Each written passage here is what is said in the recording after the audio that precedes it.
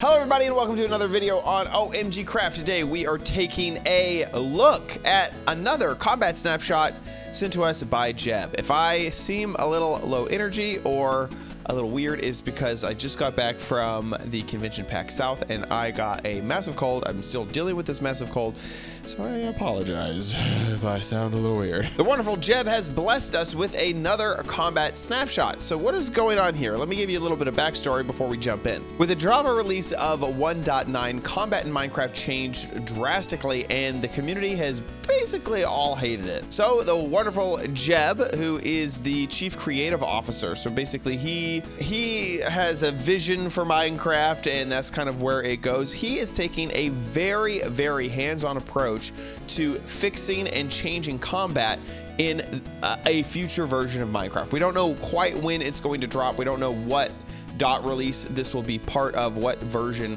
this will be integrated into, but we constantly get these little updates about what the combat could be like. All of these snapshots that we've been given by Jeb are works in progress, so these are just glimpses about what he's feeling, what he's thinking, and making sure that the community is actually okay with these combat changes. There's two major changes in this release. One happens to do with weapons, the other one happens to do with food. So here we are inside of Minecraft, and as you notice from the corner, this is actually Minecraft combat test number 4, but this video is actually covering number 5. I'm going to show you what was in the previous version and then what is in the current version. So currently we're in 4, but remember that the most current version is actually number 5, and that'll be explained to you from the top corner. So let's talk about weapons. Right now, basically all the weapons kind of come in a range from sort of worst quality to best quality. Right here I have some swords, but obviously there's a lot of weapons in the game. So right now this is currently how this stands in the game, is swords have an attack damage of 5 when it comes to your wooden and golden swords,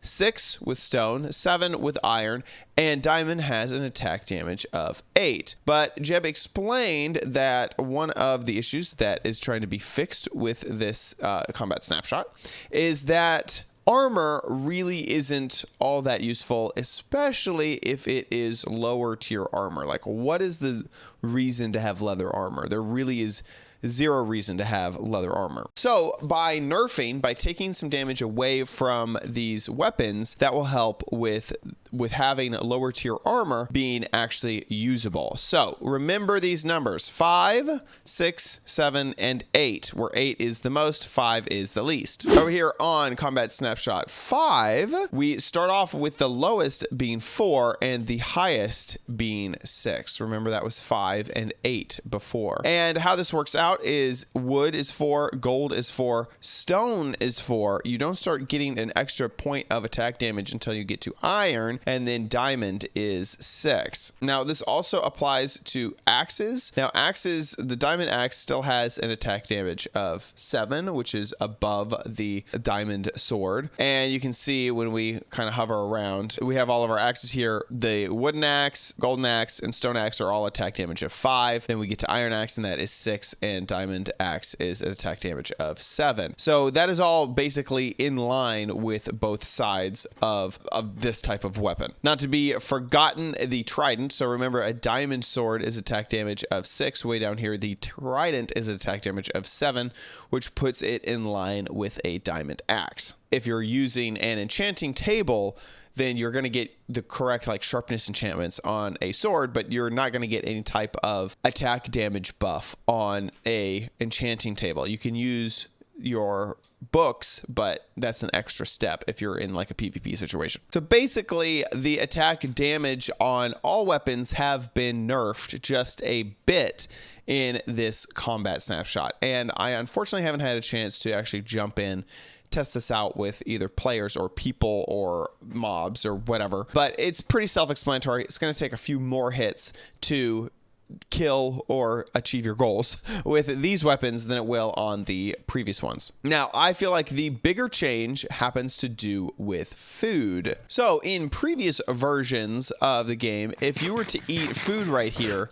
you would get basically a regeneration effect, and it would immediately bring back those hearts. So you can see I'm eating food and hearts really aren't coming back very fast. Just to further this point along, here we are in Combat Snap 4. And the moment that I eat food, you get this regeneration effect of food as long as you have the saturation on the back end to support it. And once again, I eat just a little bit of food and bam, I'm all the way full. So the saturation boost of having saturation and immediately filling up your hearts, that has been removed. The other thing that you'll notice is that once I lose any food haunches, then the hearts will just not raise at all.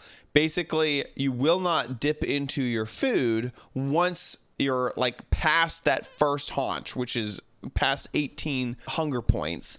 So once you go past 18 hunger points, your hearts will stay where they are. They will not regenerate anymore. But in the new version, that will continue all the way down until you have just 3 hunger points left. Remember when you could sprint and then you couldn't sprint anymore because you only had 3 hunger hunches left? That amount of food is the same amount of food where you will stop regenerating hearts. So you don't get that instant regeneration, but you will constantly regenerate as long as you have a bit of food. So now I'm down here at these 3. I have 3 hunger hunches or 6 hunger points, and then I will not regenerate any health. But if I eat a little bit, then I will be able to. So that has changed quite dramatically in how your hunger and your health affect each other. Also, you'll notice that immediately, no matter what my saturation is on the back end, then my hunger will go down when I regenerate hearts, which is very, very different. It's kind of back to the old ways where even if I know that I just ate some steak, so I know that I have saturation behind all of that food. Doesn't matter. It's immediately going to hit my hunger points if I am regenerating hearts. Another small detail is that food does take longer to eat. So here we are in Combat Snapshot 4, and here's how long it takes to eat a single steak. Number 5. So a bit longer. There's some small minor details, like this animation is a little bit different. It kind of shows you when you're like ready to attack next, which I think is pretty cool. The egg now has a cooldown. So if I switch over into creative and I go get an egg, this is, I believe, similar to the Ender Pearl. So you can see that the egg has a timer. So I can't just, I mean, I can still pretty much just spam these things, but just like the Ender Pearl, it has a cooldown. And then finally, this is a really, this one, Jeb even said this is going to be controversial, but basically there is an aim. Oops, I shouldn't do this creative mode. There is an aim assist. Okay, so we're in a survival world to kind of demonstrate this. And if you attack outside of the bounding box of a creature, so this creeper here has a hitbox. If I hit F3B, you can see that hitbox. And if I attack outside of that hitbox, but then a fraction of a second later, I move into that hitbox, then it will register the attack.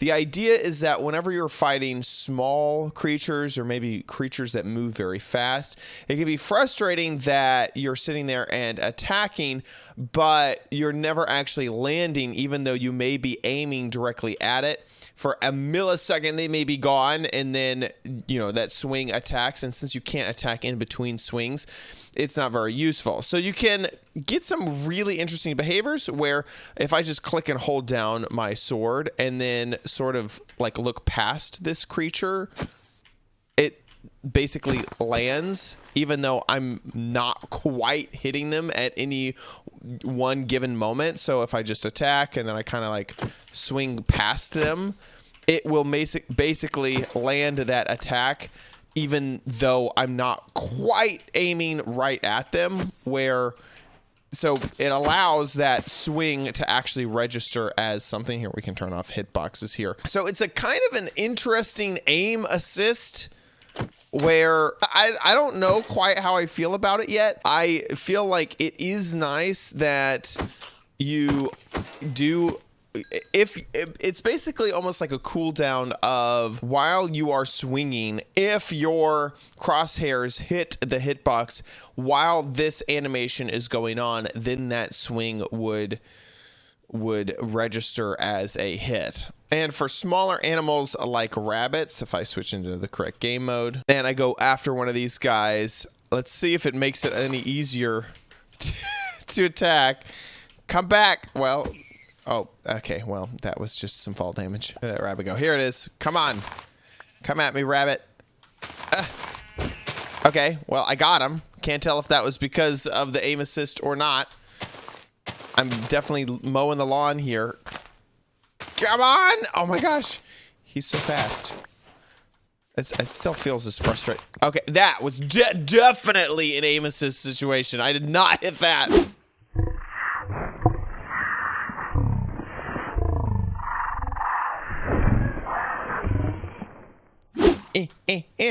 Come at me, rabbit. I gotta get you.